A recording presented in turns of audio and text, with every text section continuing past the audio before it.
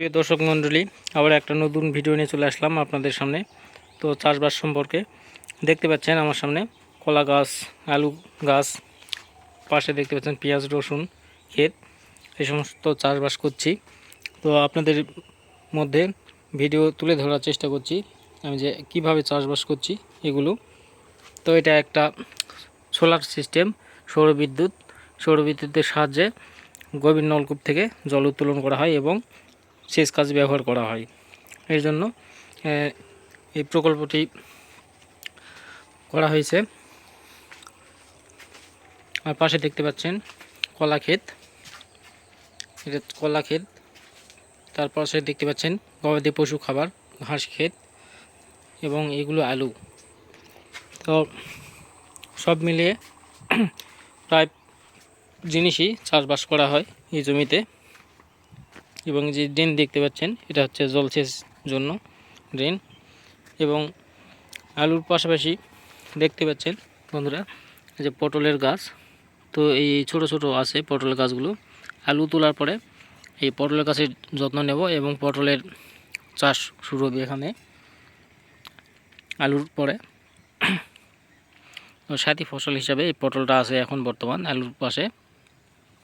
আর এই পাশে দেখতে পাচ্ছেন রসুন ক্ষেত, রসুনের গাছগুলো। রসুনের গাছ আর এক মাস সময় লাগবে এই রসুনগুলো উঠানোর জন্য। এই আমার গ্রামীণ চাষবাস এই সমস্ত তুলে ধরার চেষ্টা করি আপনাদের সামনে। আর এগুলো হচ্ছে পেঁয়াজ ক্ষেত, পেঁয়াজ হয়েছে। তো পেঁয়াজগুলো হতে এখনও দেরি আছে। দেখতে পাচ্ছেন পেঁয়াজের গাছগুলো এখন বয়স 1.5 মাস, আর 1 মাস লাগবে এর পেঁয়াজের গুটি আসতে এবং হারভেস্ট করব। তো আমি সমস্ত ভিডিও দেখাবো আপনাদের সামনে যে আমি কীভাবে চাষবাস করছি। তো আমার চ্যানেলটি নতুন, সাবস্ক্রাইব করে পাশে থাকুন সকলে। আর এই পাশে দেখতে পাচ্ছেন আবার একটা আলুর ক্ষেত। এই যে আলুর গাছ প্রায় হয়ে আসছে, গাছগুলো এই জন্য লাল হয়ে গেছে।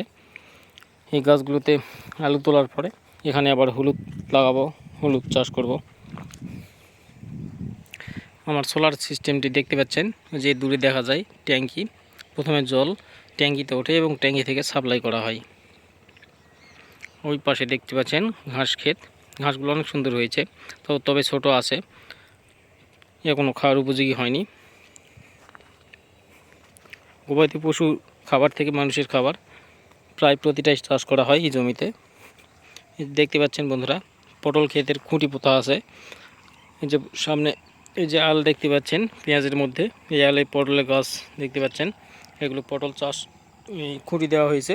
আর কয়েকদিনের মধ্যে ঝাংলা দেব এবং পটলের গাছগুলো জাংলাতে তুলে দেওয়ার পর পটল ধরতে লাগবে। ফাল্গুন মাসের 2 তারিখ আজকে। ও দেখতে পাচ্ছেন ক্ষেতটা সবুজে ভরা, অসাধারণ দৃশ্য, দেখার মতো, খুব সুন্দর লাগছে। তো ভিডিওর মাধ্যমে আপনাদের সামনে তুলে ধরার চেষ্টা করব আমার প্রত্যেকটা চাষবাস এবং আমার এই ভিডিওগুলো কেমন হয়েছে এবং ভবিষ্যতে ভিডিওগুলো যাতে তৈরি করতে উৎসাহ পাই, এই জন্য আপনারা লাইক কমেন্ট করবেন যাতে আমি উৎসাহ পাই পরবর্তী ভিডিও করার জন্য। এবং আমার চ্যানেলটি নতুন, সাবস্ক্রাইব করে আমাকে উৎসাহিত করুন সকলে। বন্ধুরা দেখতে পাচ্ছেন আর একটা পেঁয়াজ ক্ষেত। এটা হচ্ছে কলার জমিতে সাথী ফসল হিসেবে এই পেঁয়াজগুলো রোপণ করা হয়েছে। পেঁয়াজগুলো এখন 22 দিন বয়স লাগানোর। পেঁয়াজের গাছ কিনে নিয়ে আসে এভাবে লাগিয়েছি কলার জমির মধ্যে। কলার গাছ এখনও দেরি আছে বড় হতে, তো তার মধ্যে পেঁয়াজগুলো চাষ করব। পেঁয়াজ চাষ করার পর কলার গাছ বড় হবে এবং কলার যত্ন নেব এবং কলা চাষ শুরু করব। সে পর্যন্ত ভালো থাকবেন, সুস্থ থাকবেন। ধন্যবাদ সকলকে।